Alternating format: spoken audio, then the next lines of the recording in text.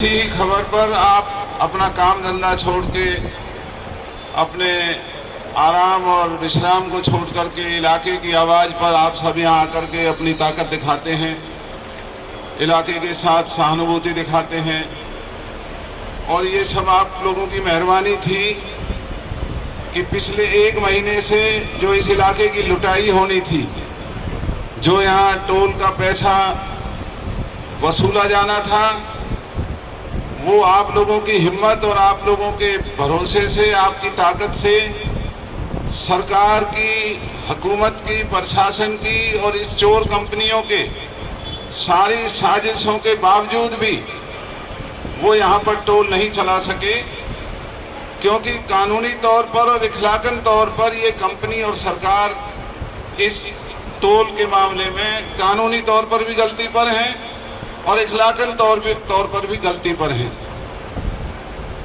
और हमने भी दुनिया के बहुत बड़े बड़े लोगों के साथ उठना बैठना किया है, लेकिन ये जो कंपनी के मालिक हैं, रिलायंस वाला, उसका तो वैसे भगवान ने इलाज कर दिया, पूरे देश को उसने लूटा, आज कंगालों की तरह वो भागा फिर रहा है और इस टोल को भी बेच करके एक सिंगापुर के किसी मूर्ख को वहां से उठा करके सिंगापुर की कंपनी को एक टोल बेच दिया। तो ये जो सारी लूट का इनका ये जो धंधा है, जिसमें हमारी भारतीय जनता पार्टी की सरकार, हमारे अपने नुमाइंदे, चाहे वो लोकसभा के नुमाइंदे हैं, चाहे वो विधानसभाओं के नुमाइंदे हैं, चाहे उनके पदाधिकारी हैं, चाहे जिला प्रशासन है, चाहे कोई सा भी महकमा है, इन कंपनियों ने उनकी जेबों को नोटों से भर रखा है और इन सब के जो ईमान हैं, जो इनके खिलाफ हैं, वो बिल्कुल लालच में डूबे हुए हैं। तो अभी आपने देखा होगा कि हम पिछले 2.5 घंटे से मशक्कत कर रहे हैं, वहां कंपनी के अधिकारियों को भी बुलाया, लेकिन इतने ढीठ और इतने मक्कार, पता नहीं कौन सी हुकूमत और सरकार की जो उनके अंदर जो वहम घुसा हुआ है। हमने ऐसे गिरे हुए, ऐसे नीच इंसान नहीं देखे जो सरेआम कानून के तहत ना उनका कोई हक बनता है। हमने पहले भी कहा था, हम आज भी कह रहे हैं कि अगर ये 6 लेन प्रोजेक्ट पूरे समय पर बना होता और शर्तों के मुताबिक जो पुल जितने 6 लेन के बनने थे, चाहे वो बल्लभगढ़ का रेलवे पुल है जहां आज भी जाम लगते हैं, पलवल का जो पुल है वो 4 लेन का बना दिया, वहां जाम लगते हैं, जो बघौला में बनना था वो नहीं बनाया, जो अगले गांवों में बनना था वो नहीं बनाया, और हमारे इलाके के बच्चों पे दुनिया रहम करती है। ये सरकार वैसे कहती है बेटी पढ़ाओ, बेटी बचाओ, बेटी पढ़ाओ, ये बेटियों का स्कूल सरकार की तरफ से बनाया गया है, लेकिन इस बेशरम सरकार ने केवल इस टोल को चलाने के लिए मुफ्त में गजपुरी गांव की जमीन पर नाजायज कब्जा किया और इस सरकारी स्कूल के भविष्य के साथ खिलवाड़ किया है, जहां हमारे बच्चे पढ़ने के लिए आएंगे। इनको ना कोई शर्म आ रही है, ना इनको कोई लिहाज आ रहा है। और हमने अभी 2.5 घंटे जो नहीं भी हो सकती थी वो बातें हमने वहां कही कि शायद इनको कोई शर्म आ जाए, शायद इनको थोड़ा बहुत इस बात का कोई इलाके का लिहाज आ जाए, लेकिन अपनी बेशर्मी से बाज नहीं आए। और इस बेशर्मी में जहां हुकूमत, प्रशासन, सरकार इन कंपनियों का साथ दे रही है, हमारे अपने इलाके के कुछ इंसान हैं जो इनके हाथों में खेल रहे हैं और इसी वजह से इनके हौसले बढ़े हुए हैं। वरना इनकी क्या मजाल, क्या इनकी हैसियत है कि इतने बड़े इलाके की अनदेखी करके और इस तरह से गैर कानूनी ये यहाँ पर ये टोल बनाने की हिम्मत करते। तो सारी मशक्कत के बाद जो फैसला हुआ है, मैं चौधरी रतन सिंह सौरव जी से निवेदन करूंगा कि वो उस फैसले को आपके सामने रखें। मैं तो केवल आप सबका धन्यवाद कर सकता हूं कि इतने दूर दराज से और आप लोग इस धधकती गर्मी में यहाँ भूखे प्यासे बैठे हैं, इलाके की आवाज को बुलंद कर रहे हैं। जो हमारे बाल बच्चों की यहाँ लुटाई सालों साल होनी है, उसको इस इलाके को बचाने में लगे हुए हैं। और लानत है इस भारतीय जनता पार्टी के नेताओं पर। क्या हमारी पार्टी या हमारे इलाके के लोग यहाँ से गुजरेंगे? क्या भारतीय जनता पार्टी के लोगों की लुटाई यहाँ नहीं होगी? क्या जिन लोगों ने भारतीय जनता पार्टी को ये सरकार बना करके दी और जो सरकार के मंत्री इसको जजिया कर का नाम दिया करते थे, आज कहां गई उस मंत्री की गैरत? आज कहां गया उसका वो ईमान जो सरेआम उसने कहा था कि ये टोल में नहीं लगने दूंगा? आज मुंह से जबान नहीं निकल रही है। तो ऐसे गिरे हुए लोगों के सामने सर झुकाना और ऐसे गिरे हुए लोगों के सामने हार मानना, ये हमारे इलाके की तौहीन होगी। इसलिए फैसला सौरभ साहब सुनाएंगे, लेकिन मैं आप सबसे हाथ जोड़ करके ये अपील करता हूं कि इन दगाबाजों को सबक सिखाने का एक ही तरीका है। हम कानून अपने हाथ में नहीं लेना चाहते।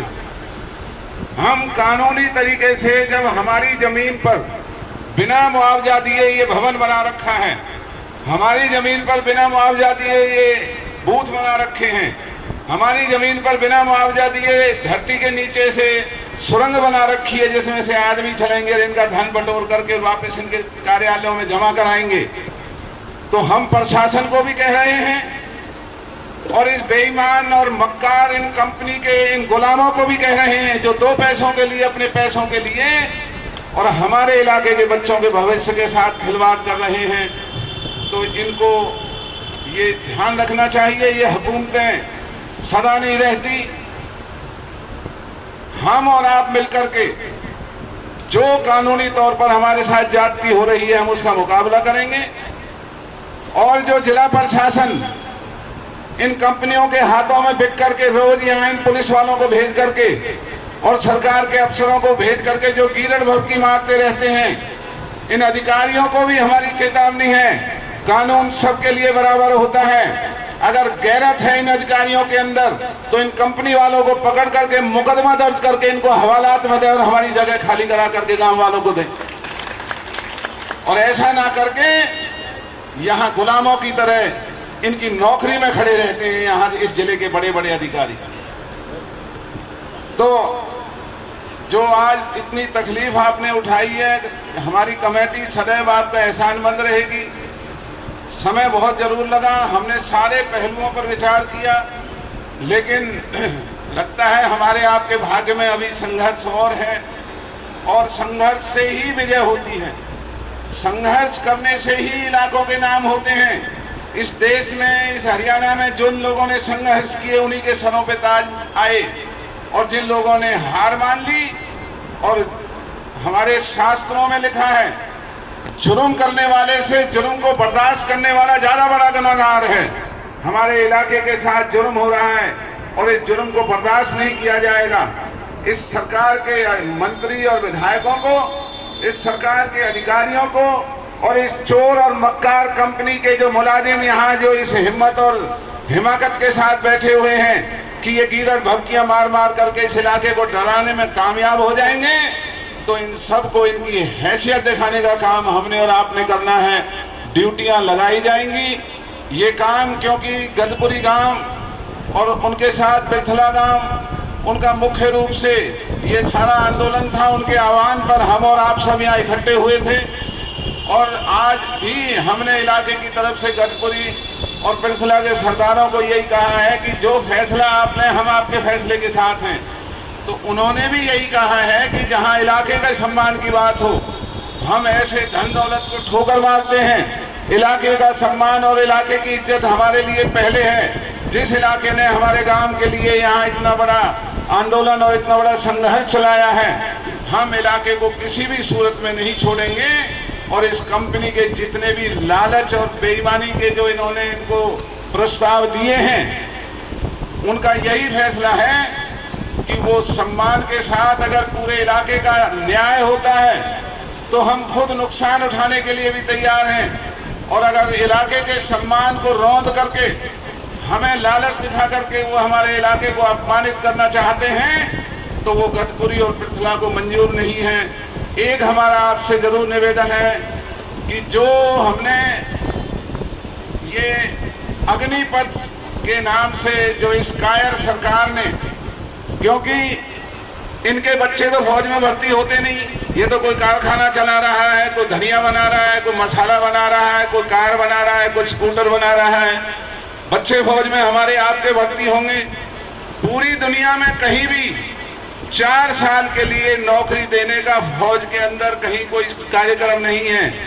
केवल इस भाजपा की इस कायर सरकार ने, क्योंकि ये ग्रामीण लोगों के खिलाफ हैं, ग्रामीणों के बच्चों ने फौज में भर्ती होना है, हमारे बच्चों के भविष्य को खराब करने के लिए 4 साल की जो स्कीम बनाई, और उस स्कीम के विरोध में न केवल हमारा इलाका बल्कि पूरा हिंदुस्तान, नौजवान सड़कों पर उतर करके सरकार के अग्निपथ स्कीम का हमने लोगों ने विरोध किया। उसमें कोई राजनीति नहीं थी, नौजवानों का अपना आक्रोश था, उनका अपना गुस्सा था, और उन्होंने सड़कों पे आकर के और अपना गुस्सा जाहिर किया।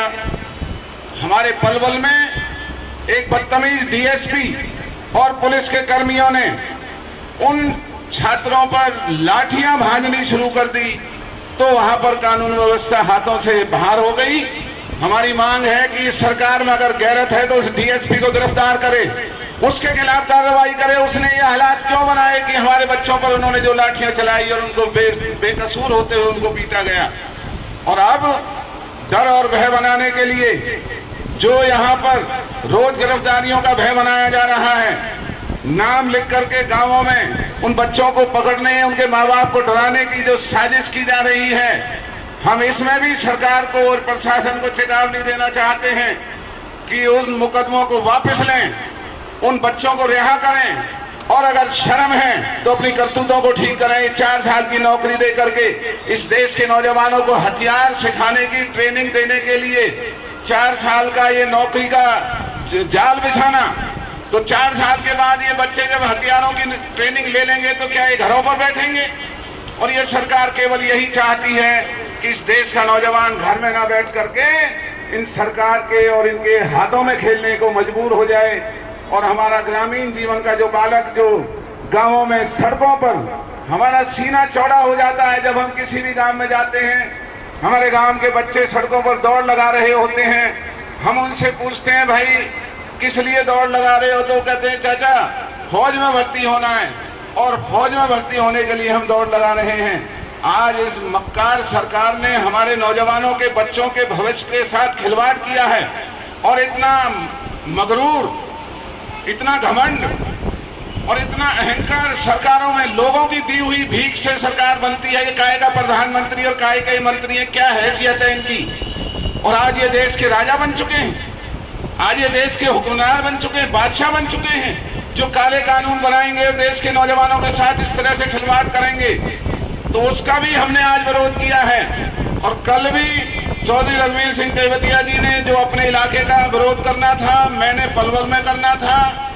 तो क्योंकि कल भी जो कार्यक्रम अब बताएंगे आपको रतन सिंह सौरौज जी, तो हमारा दोनों का ये कार्यक्रम है कि जो हमारे इलाके के नौजवान या उनके परिवार जो इस अग्निपथ स्कीम में जिनको फंसाया जा रहा है, हम यही धरने पर इकट्ठे होंगे, और धरने पर इकट्ठे होकर के पलवल में हम यहाँ से गाड़ी भेज देंगे जो वहां जाकर के मेमोरेंडम दे आएंगे, और तेवतिया साहब के आदमी जाकर के बल्लभगढ़ मेमोरेंडम दे आएंगे।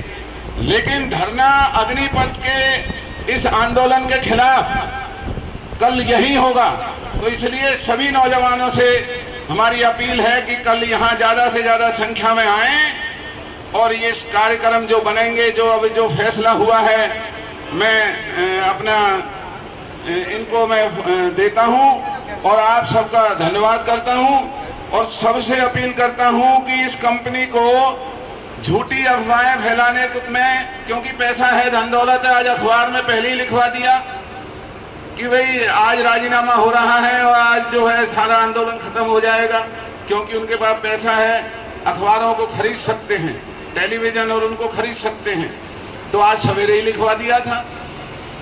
और भी उनको गलतफहमियां होंगी, उनकी गलतफहमियां निकालने में सारा इलाका मिलके जो मेहनत करेगा, तो हमें विश्वास है कि ये भारतीय जनता पार्टी के नेताओं को भी शर्म आएगी, और जो इस इलाके के लोग घरों में बैठे हैं, ये हमारी शिकायत भी है कि केवल गजपुरी और आस पड़ोस के लोग यहाँ धरने पे बैठते हैं। तो मैं सबसे अपील करता हूँ, ये गांवों में हम ताश खेलते रहते हैं, बैठे बैठे राजनीति की बातें करते रहते हैं। जब इस इलाके के सम्मान की बात है तो सब भाइयों को यहाँ दिन में ज्यादा से ज्यादा आकर के इस आंदोलन को मजबूती देना चाहिए। और इस आंदोलन की जो रूपरेखा है वो मैं अब सौरभ साहब से निवेदन करता हूँ कि वो अपनी रूपरेखा बताएंगे। है जी, कल प्रदर्शन का जो हमारा समय है वो यहाँ 11 बजे रहेगा। 11 से 3 बजे तक हमारे प्रदर्शनकारी यहाँ आएंगे और प्रदर्शन हम यहाँ करना हमें सब डिवीजन पे था, लेकिन हमारे लिए तब ये ज्यादा जरूरी